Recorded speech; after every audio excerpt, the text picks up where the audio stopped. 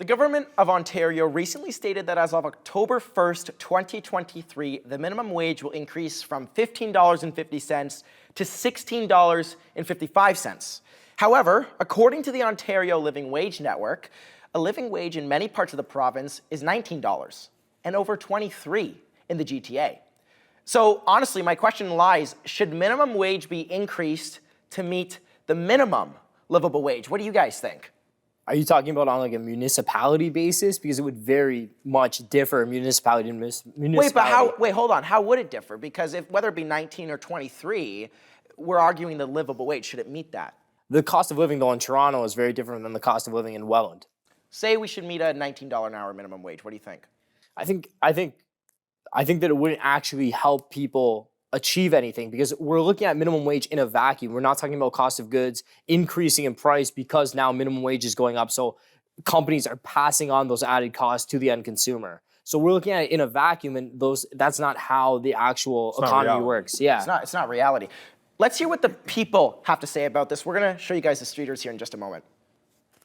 What do you think about minimum wage? Is it too high, too low, right? Good where it's at? It's like okay for like the Canadian economy right now. I think it's at a good spot, but if you raise it, more issues. Due to the inflation also, like grocery prices and everything is going way up, and our minimum wage is not increasing as compared to that. I feel like with like inflation and like prices going up by COVID that it could be a little higher. Right. There's a lot of argument around whether or not it should be a livable wage.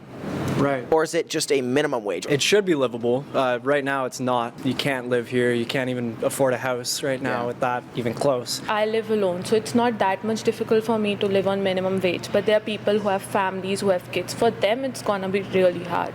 Honestly, I feel like the bare minimum, like, because if you want to work hard, then you go work hard. If you can work a decent number of hours, actually afford basic living expenses, housing, food, clothes, and save a little bit.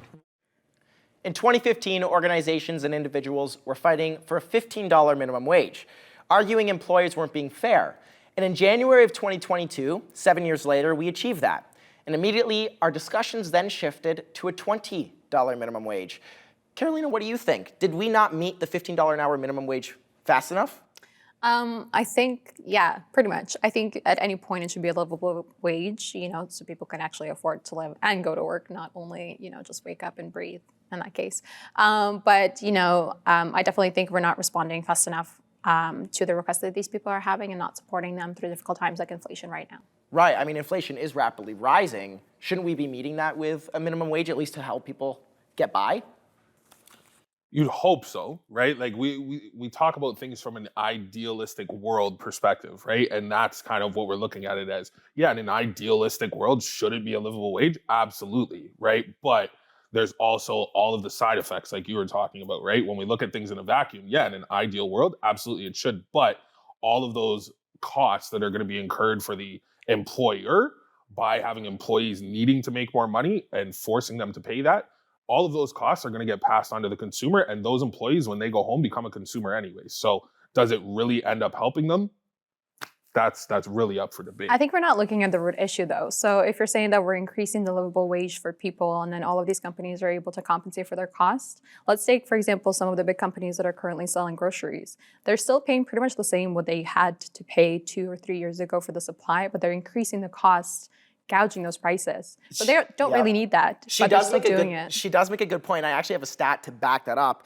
In fact, grocery bills right now are around $15,000 a year, okay? And they're expected to rise another 5 to 7% in the next year. Chris, what do you think about that? I mean, it seems like the consumer's just paying the cost of this. That's what's going to happen. If we continue to increase minimum wages, all you're going to see at grocery stores is you're not going to see lower prices. You're just going to see more self-checkouts. If there's the larger companies that have the resources to use tech to get rid of human beings, as we continue to increase minimum wage, we're incentivizing these companies to find better and better ways to reduce labor costs. And they will do it, as we've seen with McDonald's. Now you order at a touch screen, grocery stores, self-checkout, Walmart, right? So we're seeing this. So I don't think minimum wage is the answer to affordability crisis.